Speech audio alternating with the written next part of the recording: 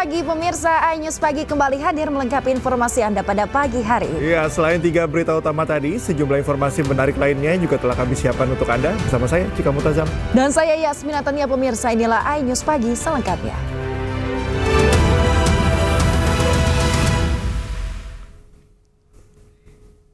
Pemirsa, kita awali informasi hari ini terkait dengan 2 rumah warga di Kampung Balang, Kecamatan Bungoro, Kabupaten Pangkep, Sulawesi Selatan, ludes dilalap api pada Jumat malam. 1 orang korban menderita luka bakar dan dilarikan ke rumah sakit.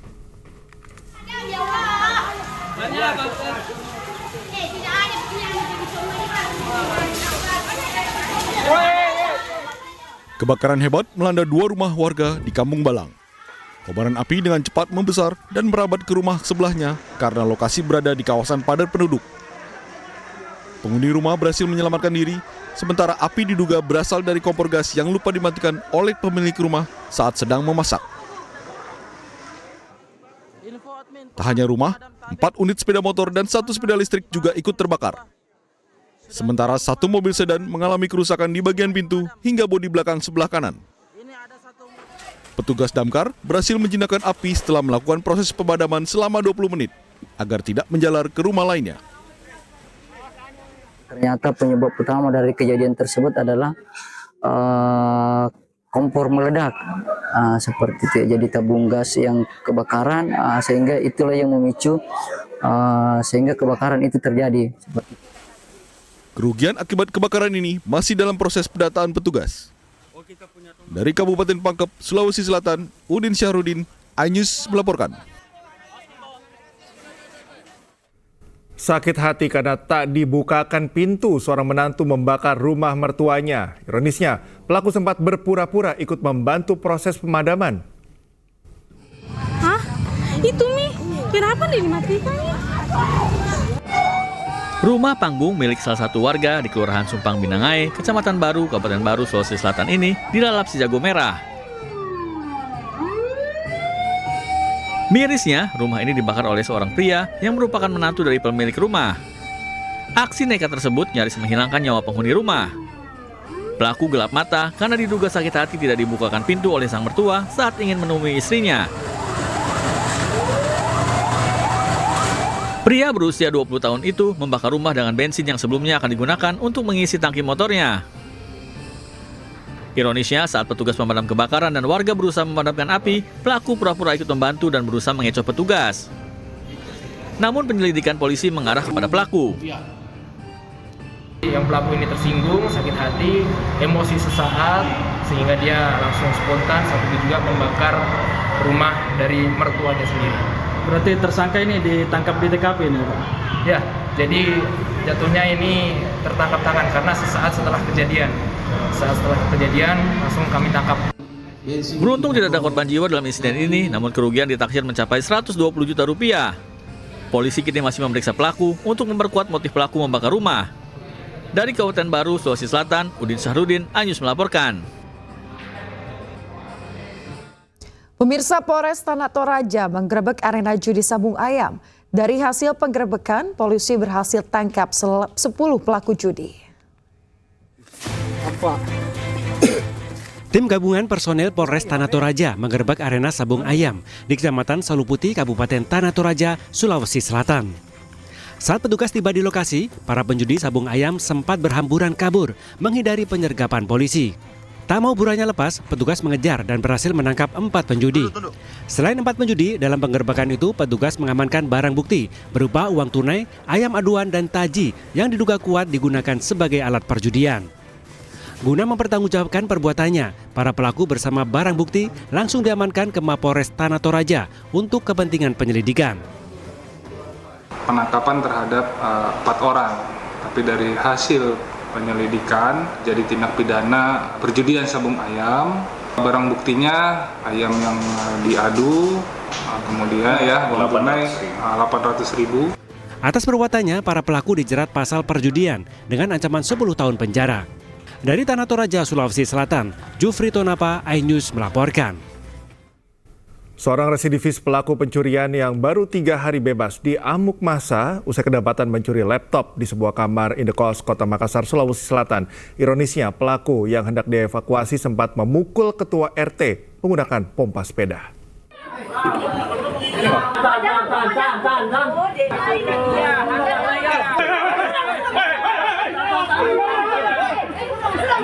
Rekaman video milik warga yang memperlihatkan seorang pria di Kota Makassar, Sulawesi Selatan diamankan hingga menjadi sasaran amukan warga setelah kepergok mencuri 1 unit laptop milik mahasiswa di dalam kos-kosan.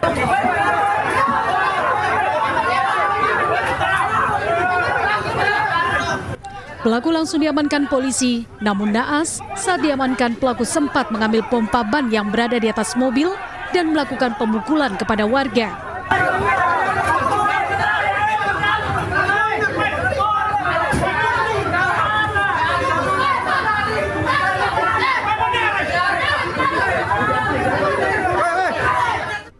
Akibatnya korban mengalami luka robek di bagian kepala dan dagu. Saya mau amankan ke mobil patroli. Ya. Dia respect dapat pompa sepeda di atas mobil patroli. Langsung dia hantam. Oh, tapi saat dievakuasi atau diamankan sama polisi tidak diikat atau apa? Tidak diikat. Tersangka masuk di rumah korban, kemudian keluarga sama korban sehingga diamankan oleh warga. Setelah diamankan oleh warga, kemudian ditindaklanjuti oleh jajaran Polsek Malate yang selanjutnya diamankan ke Polsek Malate untuk proses lebih lanjut.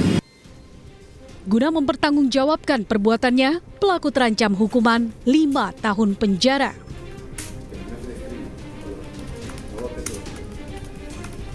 Dari Kota Makassar, Muhammad Nurbone, iNews melaporkan. Kita beralih ke informasi lainnya, pemirsa. Tangis haru mewarnai pelepasan ratusan jemaah calon haji asal Tangerang, Banten. Para jemaah calon haji ini akan beribadah di Tanah Suci selama sekitar 40 hari.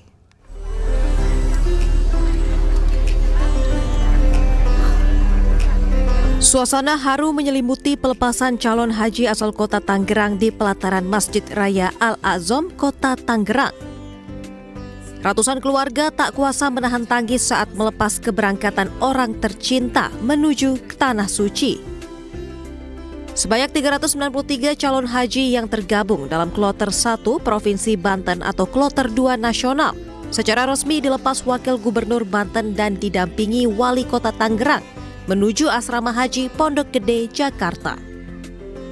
Pelepasan ini menjadi momen yang penuh haru, mengingat sebagian besar jamaah telah menunggu selama bertahun-tahun untuk bisa berangkat ke Tanah Suci.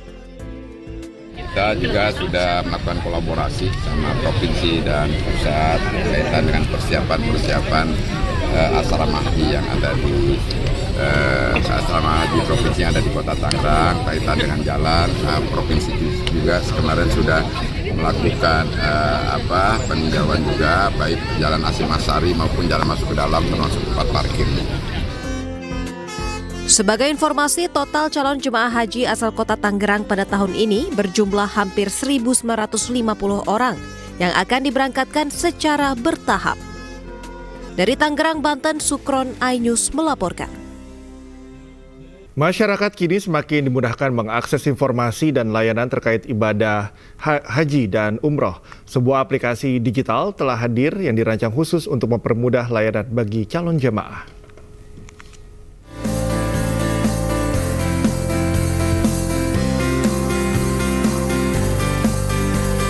PT Tanur Mutmainah Tour sebagai penyelenggara perjalanan ibadah umroh dan haji resmi berizin dari Kementerian Agama RI meluncurkan aplikasi Tanur App 1.0.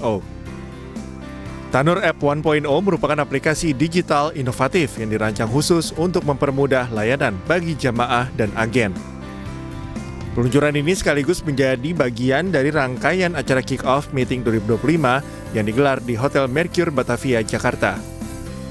Dengan mengusung tema I'm Possible dengan tagline inovatif, fight, dominate, Tanur App 1.0 meningkatkan kualitas layanan dengan prinsip cepat, transparan, dan terintegrasi.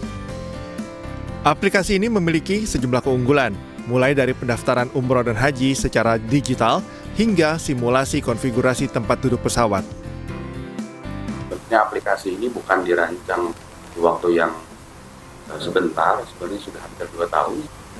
Rekan-rekan sekalian, aplikasi ini dirancang khususnya untuk meningkatkan kualitas layanan dan prinsip kecepatan, transparan, serta terintegrasi. Sehingga aplikasi ini memiliki banyak sekali fitur dan ini baru yang 1.0. Manajemen juga memaparkan arah kebijakan perusahaan, target layanan jemaah, program kemitraan agen, serta peluncuran sistem evaluasi mutu pelayanan.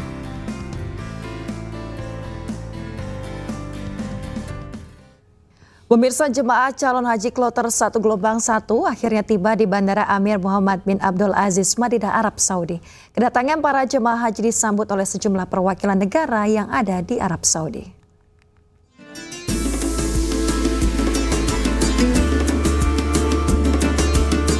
Senyum penuh syukur mewarnai kedatangan jemaah calon haji Indonesia di Bandara Amir Muhammad bin Abdul Aziz, Madinah, Arab Saudi. Jemaah pertama yang tiba antara lain dari embarkasi Jakarta Pondok Gede yang mendapat pelayanan fast track guna mempermudah dan mempercepat pergerakan jemaah. Para jemaah calon haji disambut oleh sejumlah perwakilan negara di Arab Saudi.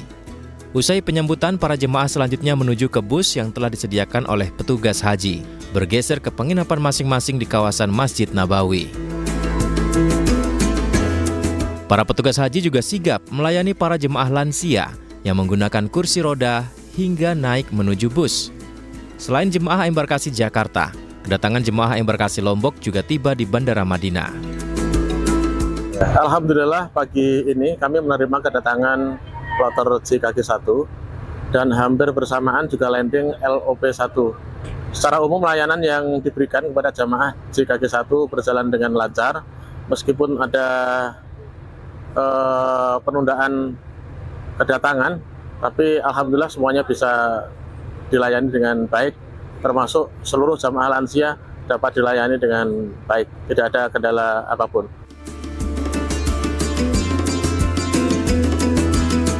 Pemberangkatan jemaah haji Indonesia rencananya dilakukan bertahap mulai 2 hingga 16 Mei 2025. Dari Madinah, Arab Saudi, Gigi Irfan, iNews melaporkan. Jemaah calon haji kloter 1 gelombang 1 telah tiba di Bandara Amir Muhammad bin Abdul Aziz, Madinah, Arab Saudi. Sebanyak 6.761 jemaah asal Indonesia dijadwalkan mendarat pada hari pertama. Musim Haji 1446 Hijriah 2025 Masehi secara resmi dimulai hari ini. Pukul 7.20 waktu Arab Saudi, kedatangan perdana jemaah calon haji Indonesia di Bandara Amir Muhammad bin Abdul Aziz, Madinah, Saudi telah tiba. Total 6.761 jemaah haji asal Indonesia dari 17 kloter dijadwalkan mendarat pada hari pertama. Diketahui penerbangan pertama berasal dari embarkasi Jakarta, JKG kloter 1 fast track yang berangkat dari Indonesia pada 1 Mei 2025 yang mendarat di Madinah pada 2 Mei pukul 7.20 waktu Arab Saudi. Kloter ini membawa 393 jemaah yang kemudian akan menginap di hotel di wilayah kawasan Masjid Nabawi. Rencananya para jemaah dijadwalkan check-in di sejumlah hotel pukul 8 pagi waktu Arab Saudi. Setelah penerbangan pertama, kloter-kloter berikutnya akan terus berdatangan sepanjang hari, di mana gelombang besar akan muncul dari pagi hingga malam hari. Dari Madinah, Arab Saudi, Gigi Irfan melaporkan. Pemirsa, seorang kakek berusia 92 tahun menjadi calon jemaah haji tertua di Kota Semarang, Jawa Tengah pada musim haji tahun ini. Sang kakek mendaftar haji sejak tahun 2012 dan telah menunggu selama 13 tahun.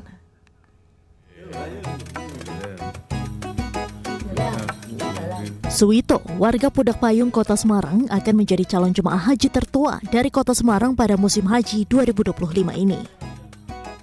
Ia berusia 92 tahun dan telah mendaftar sejak tahun 2012. Suwito telah menunggu selama 13 tahun untuk menunaikan rukun Islam yang kelima. Semula, Suwito hendak berangkat haji bersama istrinya, namun karena istrinya sakit, keberangkatannya ke Mekah digantikan oleh putrinya sebagai pendamping. Darmi Jati, anak Suwito, mengungkapkan bahwa ayahnya harus menggunakan kursi roda selama beraktivitas dan saat menunaikan haji. Namun Suwito tetap bersemangat untuk segera menunaikan ibadah haji. Semua persiapan telah dilakukan oleh keluarga Suwito, termasuk melakukan manasik haji yang digelar oleh Kemenak Kota Semarang. Saya kan kemarin sudah umroh, saya kan umroh kan orangnya sedikit ya. Saya bayangkan sewaktu umroh aja, ya, biar lancar. Kan besok ini pakai kursi roda. Kita kembali ke Anies Pagi, pemirsa. Puluhan pelajar jatuh pingsan saat mengikuti upacara peringatan Hari Pendidikan Nasional di Jombang, Jawa Timur. Tak hanya peserta upacara, petugas pengibar bendera hingga guru pun pingsan di lapangan Pemkab Jombang.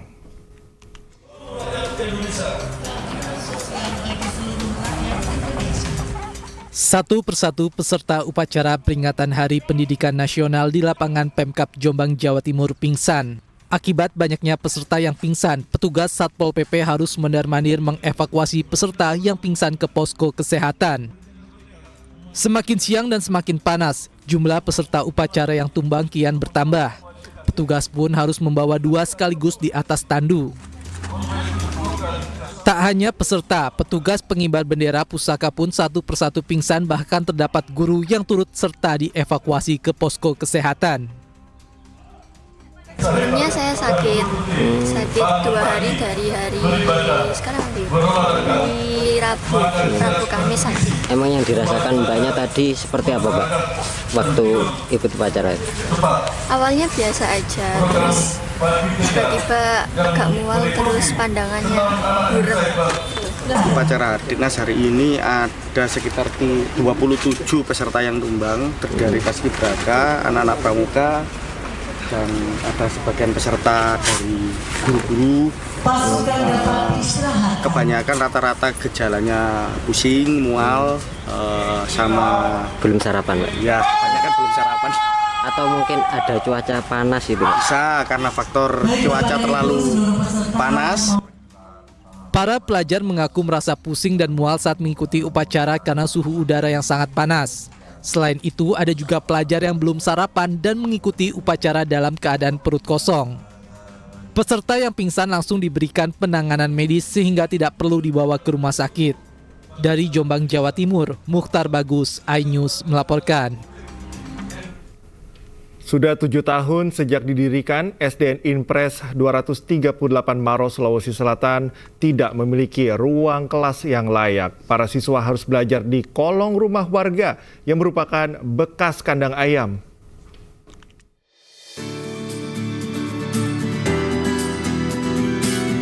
Negara menyatakan pendidikan adalah hak seluruh anak-anak Indonesia. Tapi beginilah perjuangan murid-murid SDN Impres 238 di Dusun Bara, Kecamatan Tompo Bulu, Kabupaten Maros, Sulawesi Selatan, yang sangat luar biasa. Berangkat ke sekolah, mereka harus menyusuri perbukitan, jalan-jalan terjal berbatu. Daerahnya yang terpencil berada di gugusan pegunungan Kabupaten Maros, memaksa mereka berjalan kaki dengan jarak yang sangat jauh, lantaran jarak sekolah induk mereka tidak dekat dari tempat tinggal. Murid-murid ini sangat bersemangat ke sekolah, namun sayangnya kelas di sekolah mereka menggunakan ruangan di bawah kolong rumah warga. Di bawah kolong rumah kayu, tembok-tembok kayu penahan rumah, dan lantai tanah. Seorang guru mengajar, dan para murid menyimaknya dengan serius. Tak jarang saat para murid antusias belajar, kelas mereka dilewati ayam ternak warga. Suara-suara ayam ternak memenuhi kegiatan belajar mengajar. Karena memang ruangan ini merupakan bekas kandang ayam. Keinginan anak-anak ini sederhana. Mereka ingin memiliki ruangan kelas yang baik untuk belajar.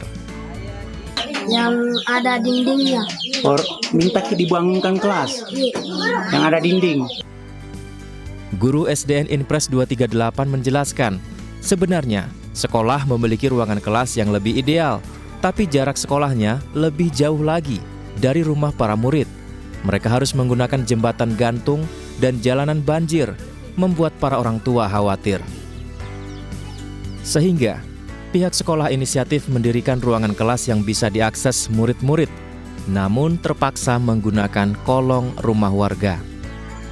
melanjutkan. Jadi anak-anak di sini tetap sekolah di sini. Kenapa? Karena kedua orang tua siswa itu takut jangan sampai kita kesekolahkan di sana. Kedua orang tuanya juga jauh dari mereka. Lagi pula masih SD. Ada beberapa tantangan di sungai yang dia lalui, termasuk jembatan. Di jembatan itu, jembatan gantung yang kita lewati tadi malam itu. Nah, disitulah jangan sampai orang tua mengharapkan anak saya ke sekolah, banjir.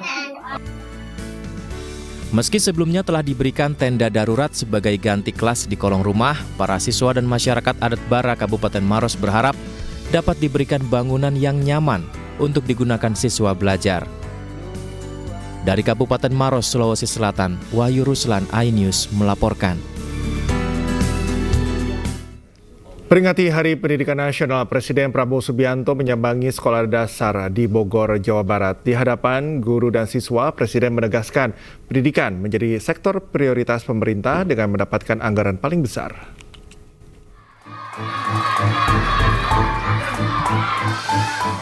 Presiden Prabowo Subianto menghadiri peringatan Hari Pendidikan Nasional tahun 2025 di SDN Cimahpar 5, Kota Bogor, Jawa Barat. Presiden tiba Jumat sore dengan mengendarai mobil dinas maung dan disambut antusias oleh siswa dan warga sekitar. Kehadiran Prabowo bersama sejumlah menteri kabinet disambut antusias oleh para siswa. Presiden Prabowo Subianto dan Mendikdasmen Abdul Muti sempat meninjau ruang kelas dan materi pelajaran yang diterima siswa saat kegiatan belajar berlangsung. Tak hanya itu, Presiden juga meninjau sejumlah fasilitas di ruang kelas untuk menunjang para siswa belajar. Presiden menegaskan pendidikan masih menjadi sektor prioritas pemerintah yang mendapatkan anggaran paling besar. Pemerintah Republik Indonesia secara beruntun dari pemerintah ke pemerintah, dari masa ke masa selalu menempatkan pendidikan sebagai hal yang paling utama. Seluruh elit bangsa menyadari hal ini dan menggariskan strategi pembangunan bangsa yang sudah baik dan sudah benar. Dibandingkan beberapa negara lain, negara kita menempatkan pendidikan sebagai yang teratas dalam APBN, dalam anggaran pembiayaan dan belanja negara, pendidikan yang paling pertama. Dalam kegiatan ini, Prabowo juga mengumumkan program prioritas di bidang pendidikan yaitu pembangunan dan renovasi sebanyak 10.440 sekolah. Dari Bogor, Jawa Barat, Tim Liputan iNews melaporkan.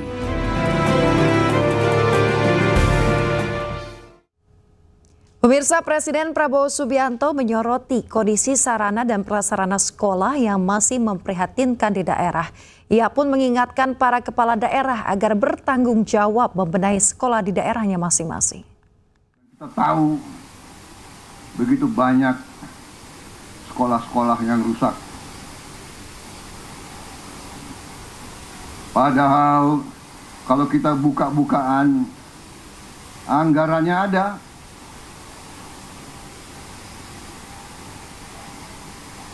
Bagaimana bisa satu sekolah toiletnya hanya satu, WC-nya satu, bagaimana bisa? Sekolah seluruh Indonesia adalah 330.000 sekolah. Benar ya Pak Menteri? Yang sekolah negeri berapa Pak Menteri? Dari 330.000. 200.000 sekian. Jadi kalau kita perbaiki 11.000, mungkin perlu 30 tahun sampai sekolah ini semua bisa diperbaiki. Dan kita tidak boleh menyerah. Tidak boleh kita 30 tahun memperbaiki sekolah-sekolah itu. Karena itulah saya bertekad melakukan penghematan terus-menerus. Kita harus memperbaiki sebanyak-banyak sekolah seluruh Indonesia. Pemirsa, Presiden Prabowo Subianto menjanjikan seluruh sekolah di Indonesia mendapat bantuan televisi untuk percepatan digitalisasi. Ditargetkan bantuan tersebut bisa dimulai dalam 2 bulan ke depan dan rampung pada tahun 2026. Selanjutnya, saya ingin ada digitalisasi sekolah-sekolah. Kita akan taruh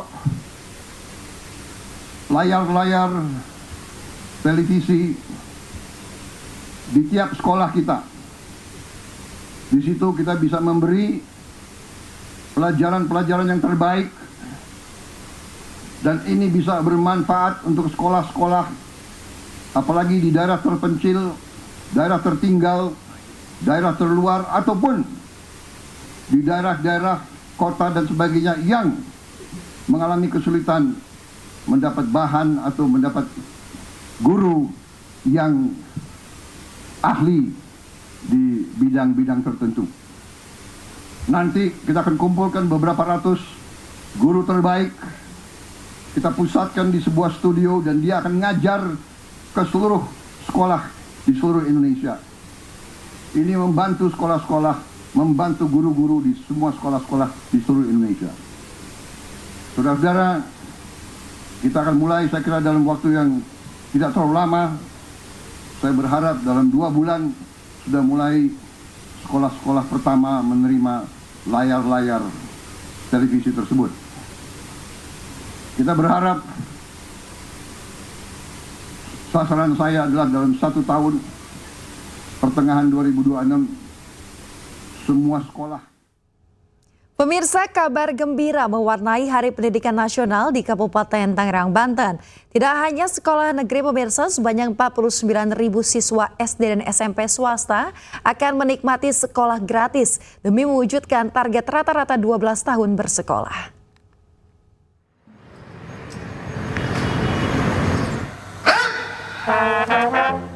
Momen Hari Pendidikan Nasional di Kabupaten Tangerang, Banten disambut bahagia.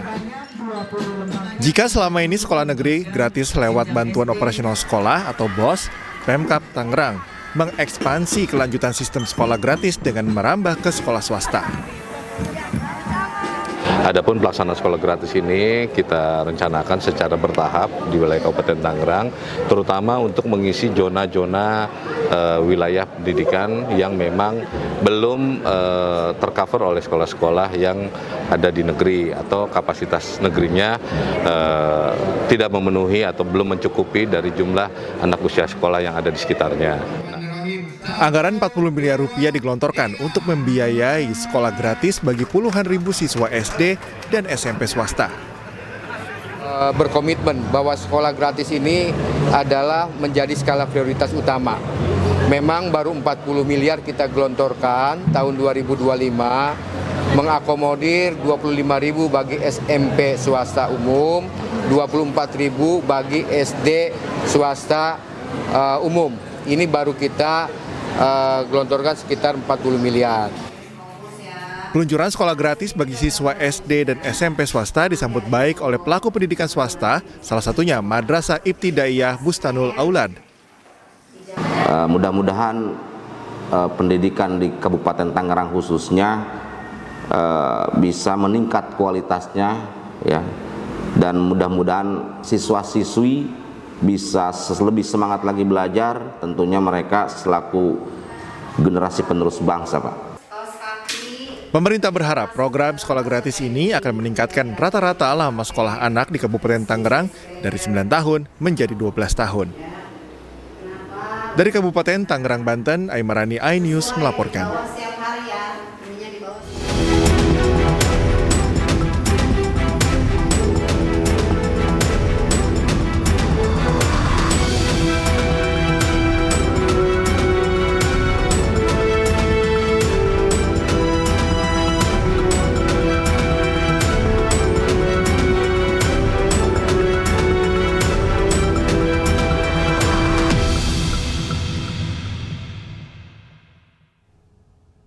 Pemirsa, Pemda Purwakarta, Jawa Barat bekerja sama dengan TNI Resimen Armet 1 guna melakukan pembinaan karakter pelajar bermasalah. Pada gelombang pertama, 39 pelajar mengikuti pembinaan selama 14 hari.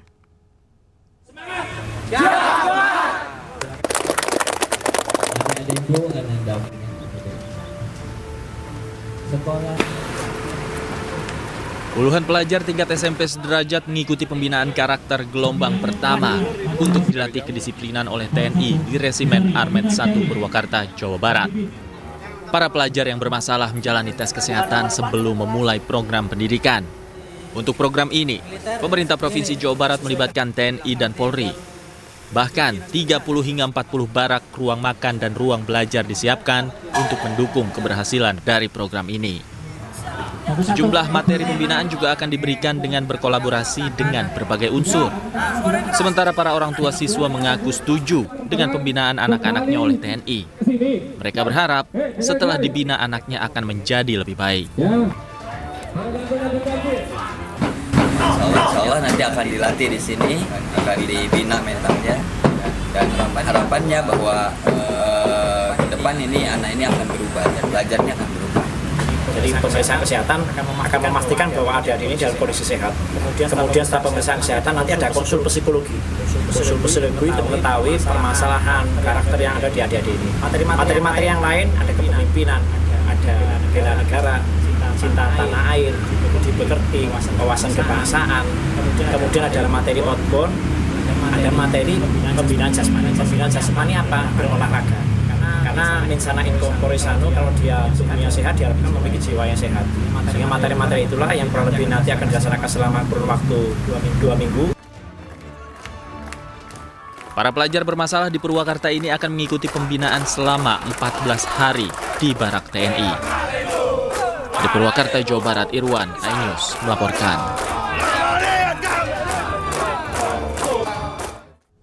Pemirsa, sebanyak 39 siswa dari berbagai sekolah di Purwakarta, Jawa Barat dikirim ke Batalion Artileri Medan 9 Angkatan Darat. Dari ke-39 siswa yang mengikuti program pelatihan, 1 orang siswa kabur.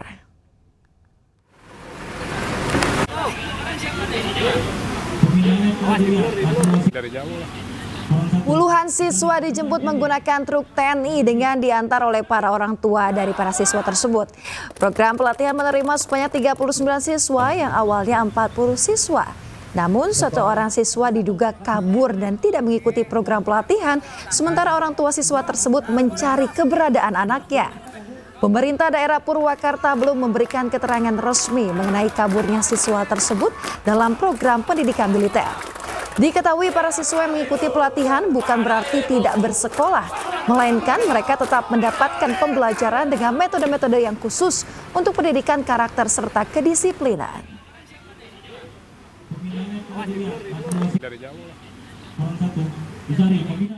Pemirsa, 2 dari 39 siswa yang menjalani pendidikan disiplin di Markas Resimen Armet 1 Purwakarta, Jawa Barat mengikuti ujian sekolah. Selain didampingi oleh guru sekolah, anggota TNI juga ikut memantau jalannya ujian.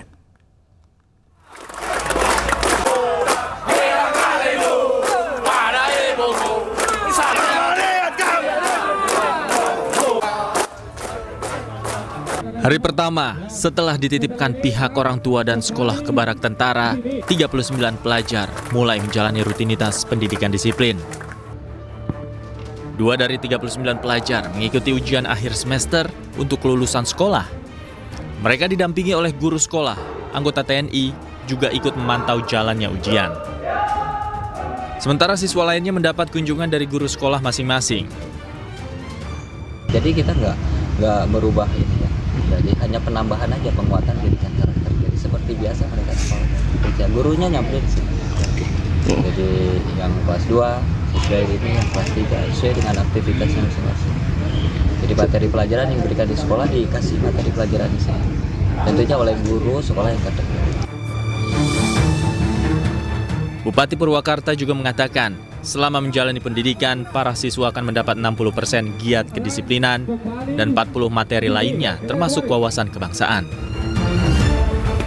Dari Purwakarta, Jawa Barat, Irwan Setiawan, iNews melaporkan.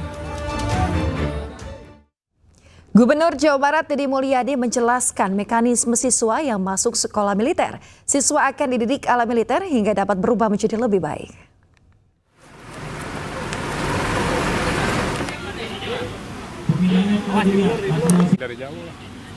Setelah meresmikan sekolah militer bagi siswa yang nakal, Gubernur Jawa Barat Deddy Mulyadi menjelaskan mekanisme siswa yang masuk ke markas TNI Rindam 3 Siliwangi. Siswa pun akan menjalani pembinaan secara militer hingga dapat berubah menjadi lebih baik. Siswa yang dikirimkan mulai dari tingkat SMP hingga tingkat SMA dan lamanya pembinaan akan tergantung dari perubahan perilaku siswa. Yang direndam SMP sama SMA. SMP sama SMA. Iya, SMP. Nginep, masa pulang pergi? Ya tergantung perkembangan pertumbuhannya. Nanti kan disesuaikan. Bisa jadi ada yang sudah sebulan udah bugar, udah baik, ada. Bisa jadi ada yang 3 hari baik, ada. Tetapi terlebih dahulu orang tuanya harus bertemu dulu. Ya, jadi penyerahannya harus oleh orang tua. Tidak boleh penyerahan di luar orang tua. Pemprov Jawa Barat juga akan menjaring siswa yang ditangkap oleh pihak kepolisian untuk dapat masuk ke program wajib militer di Rindam 3 Siliwangi. Sementara itu, jika ada orang tua yang menolak anaknya untuk dididik militer, sang orang tua pun harus bertanggung jawab jika anaknya kembali berbuat onar. Dari Bandung, Jawa Barat, Ervan David, iNews melaporkan. Pembinaan karakter pelajar bermasalah pada gelombang pertama telah dimulai bertepatan dengan Hari Pendidikan Nasional. Meski demikian, program gagasan Gubernur Jawa Barat Deddy Mulyadi ini masih menimbulkan pro dan kontra.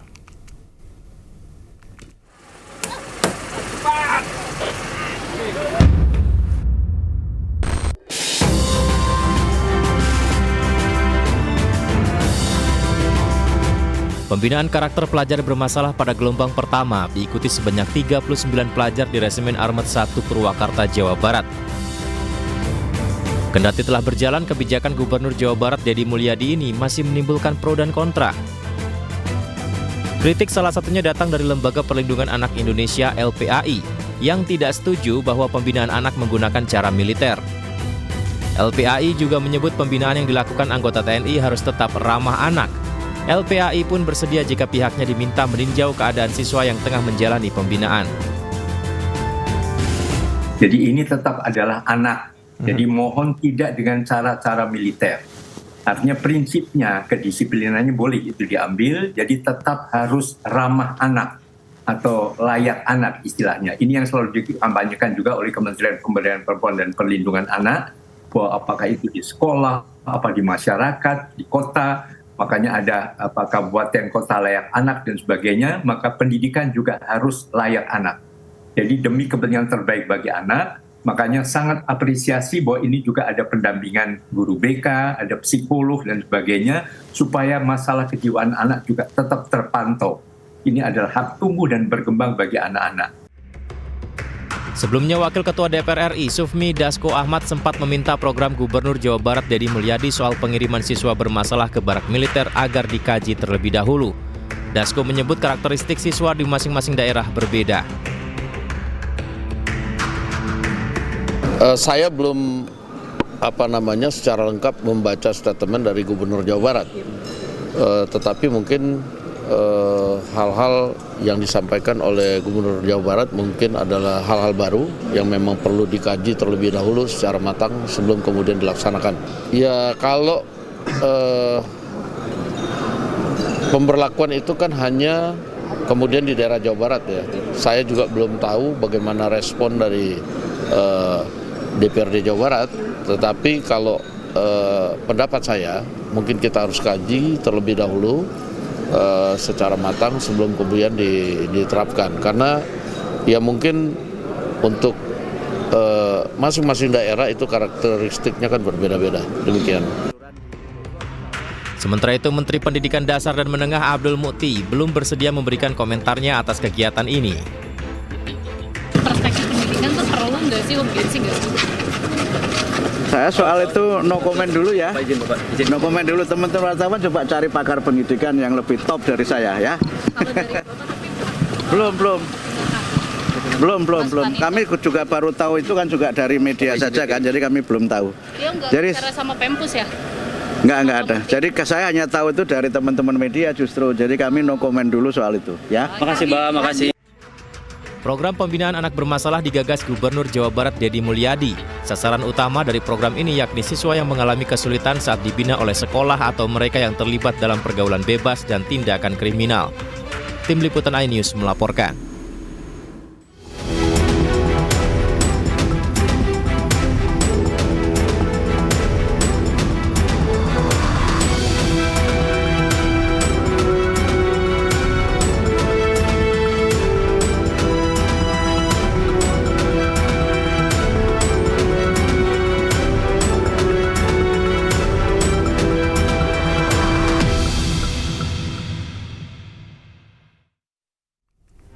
Sebuah gudang penyimpanan etanol di kawasan pergudangan Tambak Langon, Surabaya terbakar. Informasi lengkapnya kami hadirkan usai jeda, tetaplah di iNews Pagi.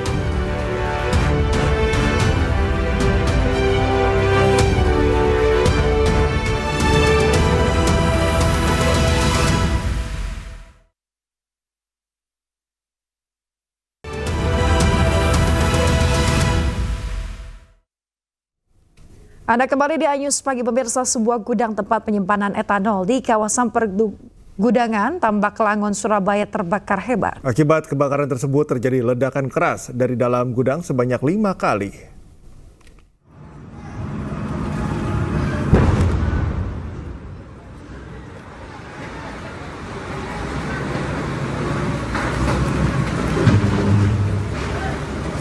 Sebuah gudang tempat penyimpanan etanol di kawasan pergudangan Tambak Langon, Surabaya terbakar hebat. Dalam rekaman video amatir, tampak beberapa pekerja di komplek pergudangan Tambak Langon, Surabaya berhamburan menyelamatkan diri ketika terjadi ledakan di gudang nomor A10 yang terbakar Jumat siang. Api yang berkobar dengan cepat menghanguskan seluruh gudang beserta isinya, yang di dalamnya terdapat puluhan drum yang diduga berisi bahan kimia etanol. Seorang saksi mata mengatakan saat awal terjadinya kebakaran terdengar 5 kali suara ledakan dan yang paling besar terdengar pada ledakan terakhir. Bahkan saat meledak, atap dari bangunan terbang hingga tersangkut pada kabel listrik yang ada di depan gudang. Ya, pertama ledakan dulu. Ya, berapa kali itu? Baru orang-orang semua keluar. Belum tahu itu ada kebakaran. Ledakannya berapa kali? Beberapa kali. Sementara itu, untuk memadamkan api sebanyak 18 mobil pemadam kebakaran diterjunkan. Siang hari ini dari kita tadi menerima telepon dari Command Center, kemudian teman-teman langsung melakukan pergerakan menuju ke lokasi. Jadi yang terbakar adalah etanol ya, etanol itu semacam seperti alkohol. Jadi alhamdulillah tidak ada perambatan ya, teman-teman tadi dengan sigap melakukan pemadaman, jadi tidak ada perambatan. Sampai sekarang ini masih kita berlangsung melakukan pemadaman. Kayaknya gudang penyimpanan, karena tadi itu infonya itu begitu kita masuk itu ada tangki, dia melakukan pengisian ke tong-tong tangki, dari tangki mengisi ke tong-tong drum-drum yang ada di sini. Tidak ada korban jiwa dalam kejadian ini, namun ada 3 unit sepeda motor yang terbakar. Kerugian yang timbul ditaksir mencapai miliaran rupiah. Dari Surabaya, Jawa Timur, Sony Hermawan, iNews melaporkan.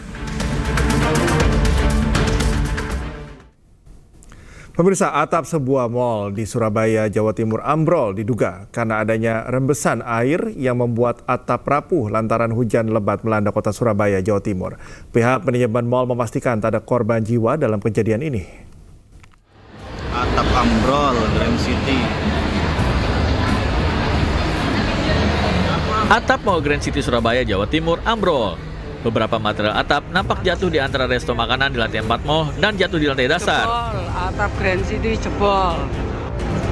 Beruntung tak ada korban yang tertimpa material atap dalam kejadian ini, karena material atap sebagian besar jatuh pada ruang kosong di lantai dasar mall. Pasca kejadian, pihak mall langsung melakukan pembersihan dan normalisasi di area terdampak dalam waktu 2 jam. Menurut Markom Grand City Mall Surabaya, ambrolnya atap disebabkan karena adanya rembesan air yang membuat atap rapuh karena hujan deras melanda kota Surabaya. Yang kecil dari pihak kita langsung sigap segera membersihkan area sekitarnya. Nah kebetulan tempat kejadian itu di area poin, jadi tidak berdampak sama sekali terhadap tenan di area sekitar. Dan alhamdulillah juga kejadian tersebut tidak ada korban. Dipastikan manajemen mall, jatuhnya atap tidak berdampak banyak pada operasional mall. Dari Surabaya, Jawa Timur, Rahmat Ilyasan, iNews melaporkan.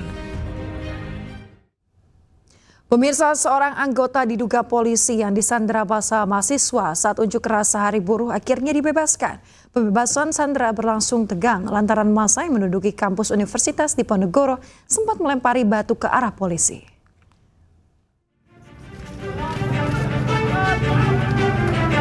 Situasi mencekam terjadi saat ratusan anggota kepolisian gabungan mendatangi kampus Universitas Diponegoro, Semarang, Jawa Tengah. Aparat gabungan berupaya membebaskan rekan mereka, seorang anggota Intel yang disandra massa mahasiswa. Polisi nyaris terlibat bentrok dengan massa mahasiswa karena dipancing dengan lemparan batu. Namun setelah sempat tegang, polisi akhirnya dapat mengendalikan situasi.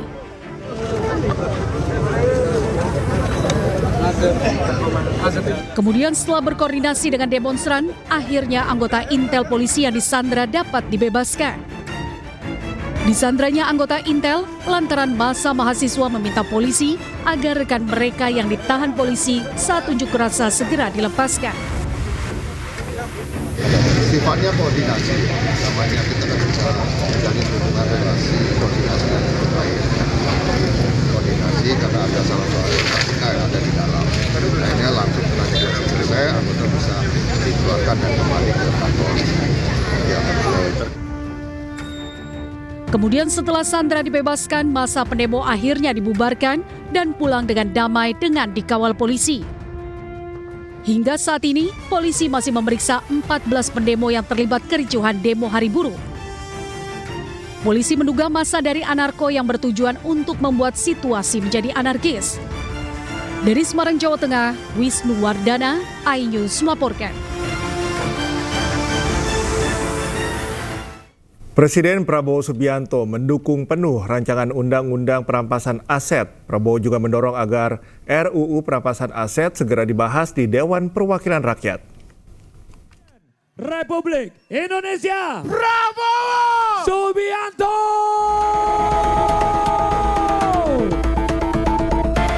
Presiden Prabowo Subianto menyatakan mendukung penuh rancangan Undang-Undang Perampasan Aset.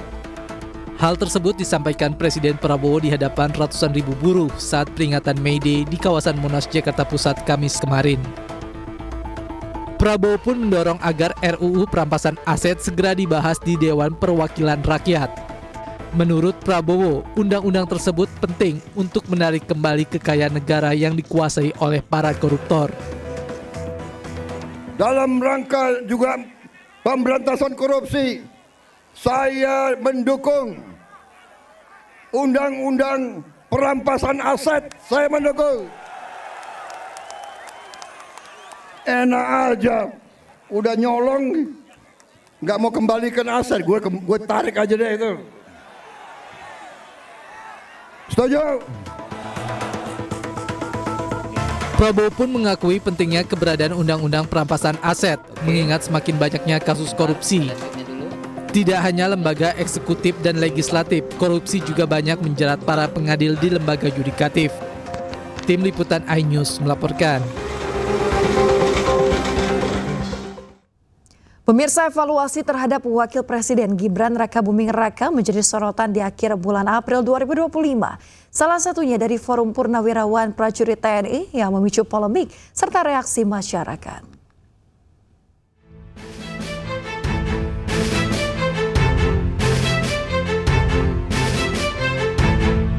Forum Purnawirawan Prajurit TNI mengusulkan agar Gibran Rakabuming Raka dicopot dari jabatannya sebagai Wakil Presiden RI. Presiden Prabowo Subianto melalui penasihat khusus Presiden Bidang Politik dan Keamanan Wiranto merespons dan menghormati 8 tuntutan Forum Purnawirawan Prajurit TNI. Beliau memahami itu. Namun tentunya Presiden sebagai kepala negara, kepala pemerintahan, panglima tertinggi TNI, tidak bisa serta-merta menjawab itu. Spontan menjawab tidak bisa, karena apa? Beberapa alasan. Ya. Yang pertama, kan beliau perlu mempelajari dulu ya, isi dari statement itu, isi dari usulan-usulan itu. dipelajari satu persatu karena itu masalah-masalah yang tidak ringan ya, masalah yang sangat fundamental ya. Salah satu tokoh masyarakat Papua, Osea PTG, memberikan pandangan bahwa Presiden Prabowo dan Wakil Presiden Gibran telah terpilih secara sah secara konstitusi. Proses pencalonan presiden dan wakil presiden, tahapan itu sudah selesai. Sekarang tinggal gilirannya adalah mengimplementasikan program-program yang telah dijanjikan oleh presiden dan wakil presiden pada saat pencalonan. Maka itu tidak perlu lagi bikin kegaduhan di masyarakat. Ketua Umum Partai Golkar, Bahlil Lahadalia, merespons usulan purnawirawan TNI yang menginginkan evaluasi terhadap Gibran Rakabuming Raka sebagai Wakil Presiden RI. Bahlil meminta kepada pihak tersebut untuk menempuh jalur mekanisme hukum. Saya pikir negara kita ini kan negara hukum, ya, negara kita negara hukum. Proses pemilu kan sudah selesai, sudah konstitusional. Kalau ada yang berpikir di luar daripada hukum, ya kita serahkan pada mekanisme hukum. Bahlil menegaskan terus mendukung kinerja dan program yang telah dicanangkan pemerintahan Prabowo Gibran.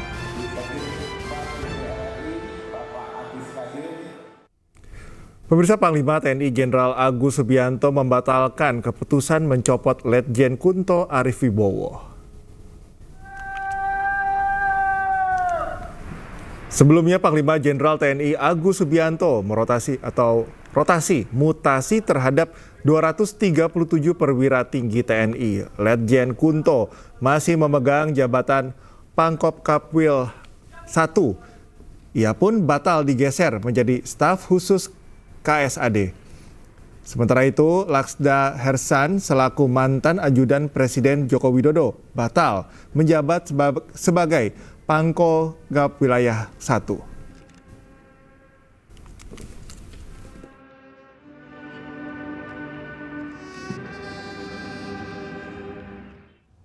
Pemirsa, Polda Kalteng bentuk tim gabungan untuk menangani kasus penyegelan perusahaan di Kabupaten Barito Selatan yang dilakukan oleh Oknum Ormas DPD Grip Jaya. Langkah ini diambil untuk memastikan penegakan hukum berjalan sesuai prosedur.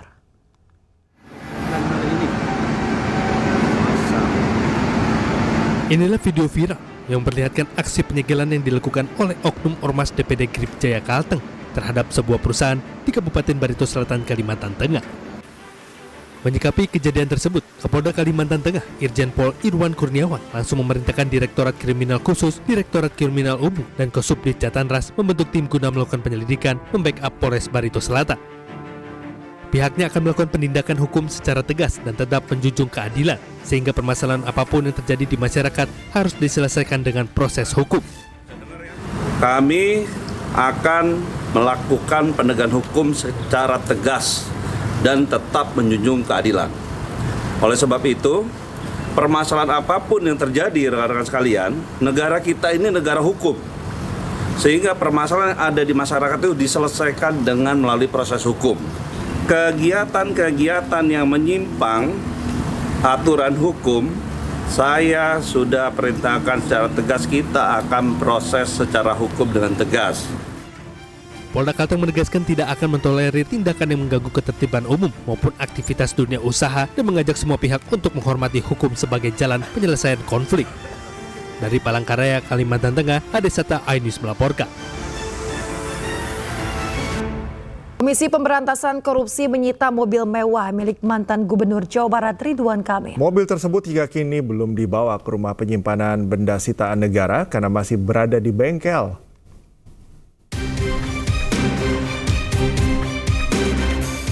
Komisi Pemberantasan Korupsi menyita mobil mewah milik mantan Gubernur Jawa Barat Ridwan Kamil yang diduga terkait kasus korupsi pengadaan iklan di Bank BJB. Mobil bermerek Mercedes-Benz tersebut hingga kini belum dibawa ke rumah penyimpanan benda sitaan negara karena masih berada di bengkel. Namun KPK menegaskan proses hukum terus berjalan karena mobil tersebut terkait kasus korupsi yang merugikan negara hingga 220 miliar rupiah. Oh ya, tentu dari kita punya ada namanya pengelola barang bukti, itu mungkin secara berkala akan mengecek kendaraan tersebut sampai sejauh mana kondisinya, dan tentunya kalau seandainya kendaraan itu sudah layak dan bisa untuk digeser ke Rubasan, pasti akan digeser oleh penyidik ke Rubasan. Itu bengkelnya di Bandung, Bu? Bengkelnya saya belum terinfo di mana, tapi pasti di Jawa Barat lah. KPK masih mengatur waktu untuk memanggil dan memeriksa Ridwan Kamil sebagai saksi. Dalam kasus ini, KPK telah menetapkan 5 orang tersangka kasus dugaan korupsi di BJB, yakni 2 orang dari BJB dan 3 orang dari pihak swasta. Hingga saat ini, penyidik KPK sudah menyita total 26 unit kendaraan roda 2 dan roda 4 dengan berbagai merek. Dari Jakarta, Wenda Nura, Ahmad Putra, Sutrisno, iNews melaporkan. Pemirsa, drone Israel membombardir kapal bantuan Freedom Flotilla yang sedang dalam perjalanan mengirim bantuan menuju Gaza. Polres Tanah Toraja menggerebek arena judi sabung ayam. Dari hasil penggerebekan, polisi berhasil menangkap 10 pelaku judi. Tim gabungan personel Polres Tanah Toraja menggerebek arena sabung ayam di Kecamatan Saluputi, Kabupaten Tanah Toraja, Sulawesi Selatan. Saat petugas tiba di lokasi, para penjudi sabung ayam sempat berhamburan kabur menghindari penyergapan polisi. Tak mau buruannya lepas, petugas mengejar dan berhasil menangkap 4 penjudi. Selain 4 penjudi, dalam penggerebekan itu petugas mengamankan barang bukti berupa uang tunai, ayam aduan dan taji yang diduga kuat digunakan sebagai alat perjudian. Guna mempertanggungjawabkan perbuatannya, para pelaku bersama barang bukti langsung diamankan ke Mapolres Tanah Toraja untuk kepentingan penyelidikan. Penangkapan terhadap 4 orang, tapi dari hasil penyelidikan jadi tindak pidana perjudian sabung ayam. Barang buktinya ayam yang diadu, kemudian uang tunai 800.000.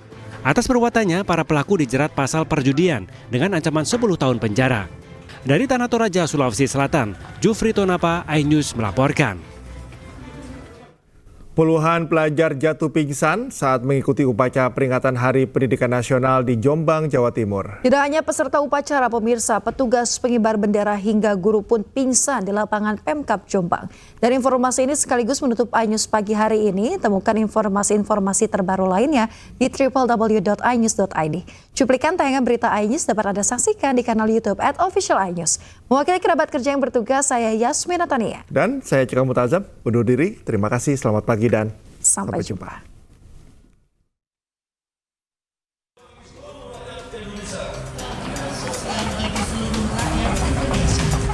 Satu persatu peserta upacara peringatan Hari Pendidikan Nasional di lapangan Pemkab Jombang, Jawa Timur pingsan. Akibat banyaknya peserta yang pingsan, petugas Satpol PP harus mondar-mandir mengevakuasi peserta yang pingsan ke posko kesehatan.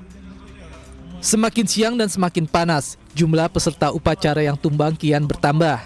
Petugas pun harus membawa 2 sekaligus di atas tandu. Tak hanya peserta, petugas pengibar bendera pusaka pun satu persatu pingsan, bahkan terdapat guru yang turut serta dievakuasi ke posko kesehatan. Sebelumnya saya sakit 2 hari dari hari sekarang di Rabu Kamis sakit. Emang yang dirasakan mbaknya tadi seperti apa, Pak, waktu ikut upacara itu? Awalnya biasa aja, terus tiba-tiba agak mual, terus pandangannya buram. Upacara Dinas hari ini ada sekitar 27 peserta yang tumbang, terdiri paskibraka, anak-anak pramuka, dan ada sebagian peserta dari guru-guru. Kebanyakan rata-rata gejalanya pusing, mual, sama belum sarapan, Pak? Ya, kebanyakan belum sarapan. Atau mungkin ada cuaca panas itu, Pak? Bisa, karena faktor cuaca terlalu panas. Para pelajar mengaku merasa pusing dan mual saat mengikuti upacara karena suhu udara yang sangat panas. Selain itu, ada juga pelajar yang belum sarapan dan mengikuti upacara dalam keadaan perut kosong. Peserta yang pingsan langsung diberikan penanganan medis sehingga tidak perlu dibawa ke rumah sakit. Dari Jombang, Jawa Timur, Mukhtar Bagus, iNews melaporkan.